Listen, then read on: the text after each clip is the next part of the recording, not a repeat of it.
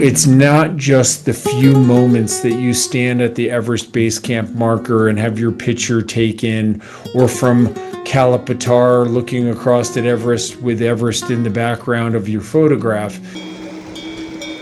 It's about the whole process. And the people that I see do the best are the people that are enjoying just that, everything along the way.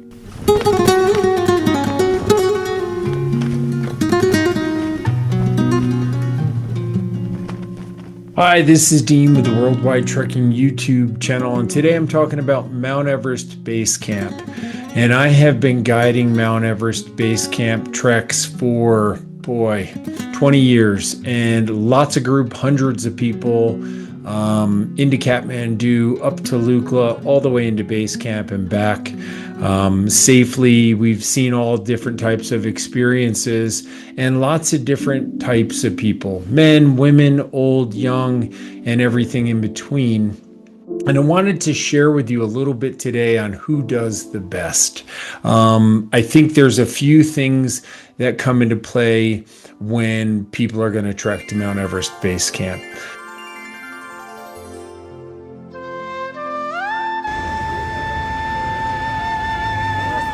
Namaste.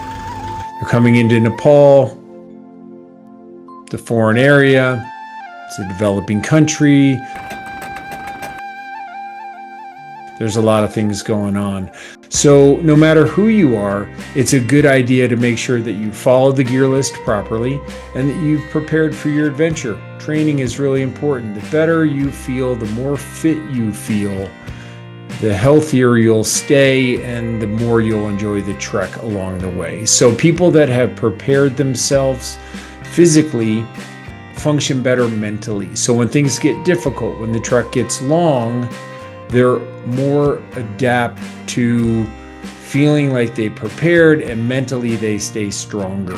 You know, we got to think about the physical output on the trip, but then also we're eating different food, we're staying in tea house lodges along the way, we're not home in our bed. All of these things start to add up after a while, especially when you've been on the trail for multiple days.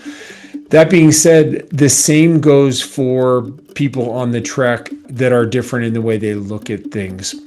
And I always tell our groups, enjoy the journey.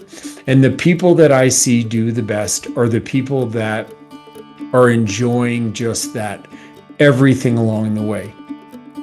They're enjoying the trek. They're enjoying the culture. They're enjoying the people that they see on the trail. They're enjoying all the days. They're enjoying time at the tea house.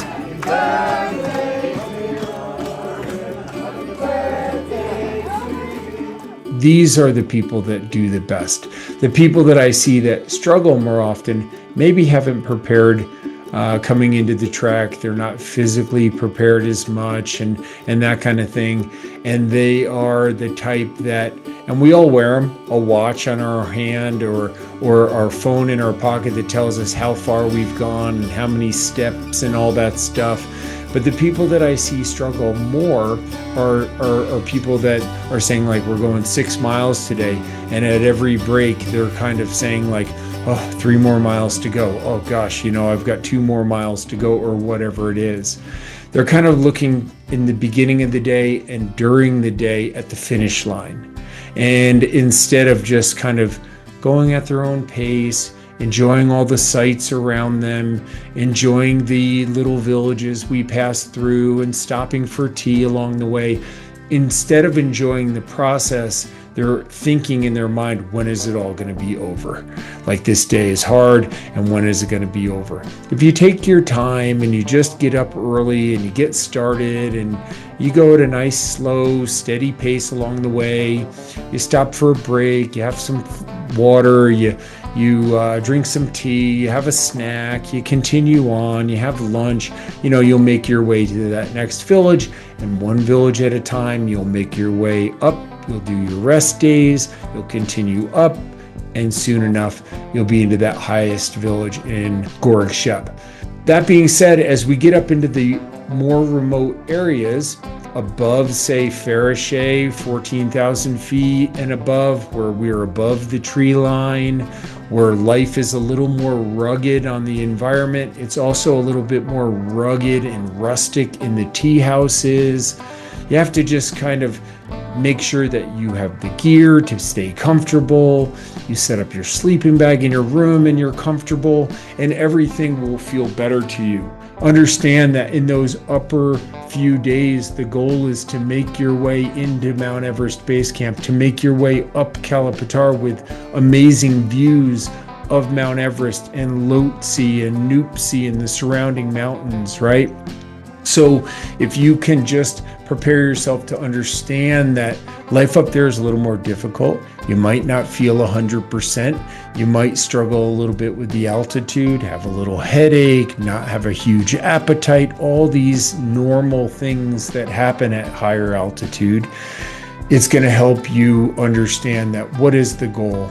The goal is to get to base camp, and the goal really is to enjoy the journey along the way. You're only going to be at base camp for a short time on that whole couple weeks you're in Nepal. You're only going to be up on Kalapatar for a short time on that whole 2 weeks that you're in Nepal. So enjoy all of the moments along the way, and you'll do better than the person that's looking at their watch, trying to think, when will this day be over? When will I be done? So enjoy the process, enjoy the journey, and you'll enjoy your trek to Mount Everest Base Camp in Nepal. We hope to see you on a worldwide trekking trip. We have lots of fun. We do it in first class style, and love bringing people over there so they can check this off their bucket list. Thanks for watching, and as always, like, comment, and subscribe. It really helps us out.